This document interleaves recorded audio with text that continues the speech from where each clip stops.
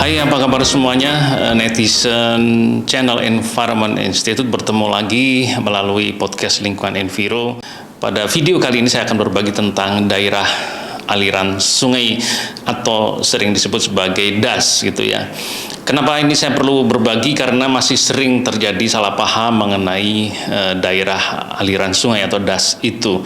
Sering dianggap daerah aliran sungai adalah satu wilayah di kiri dan kanan sungai, atau sering disebut sempadan sungai. Jadi kalau pas ada informasi, ada berita, ada konten, seolah-olah daerah aliran sungai itu adalah daerah yang ada di kiri dan kanan sungai. Padahal tidak demikian.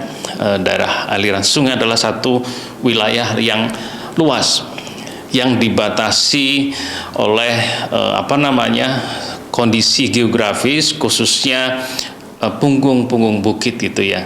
Jadi pada saat hujan turun, maka air hujan yang jatuh di daerah aliran sungai itu akan meluncur masuk ke anak-anak sungai, kemudian masuk bergabung di sungai utama dan mengalir sampai ke hilir, sampai ke laut. Jadi itu daerah aliran sungai. Wilayahnya sangat luas. Ada yang sangat luas, ada yang juga relatif kecil, bermacam-macam.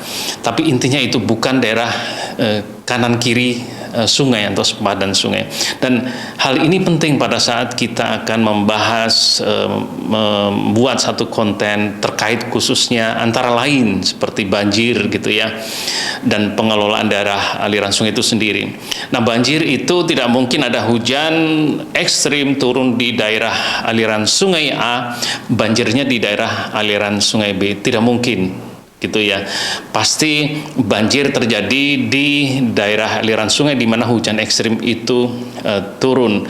Karena kenapa ya, tidak mungkin air itu melompat ke tempat daerah aliran sungai lainnya. Jadi ini menjadi penting untuk diketahui. Kemudian berikutnya adalah ini, pemahaman tentang daerah aliran sungai juga penting untuk mengelola khususnya kondisi sungai di daerah aliran sungai itu, untuk mengelola pada saat agar musim hujan tidak banjir, pada saat musim kemarau tidak kering. Ini penting untuk mengelola tutupan lahan yang ada di daerah aliran sungai itu. Bagaimana hutan yang ada, bagaimana pertanian yang ada, bagaimana permukiman yang ada, agar seimbang di wilayah itu, sehingga tata air dapat berjalan dengan baik. Jadi daerah aliran sungai itu kondisinya dicerminkan dari kondisi tata airnya.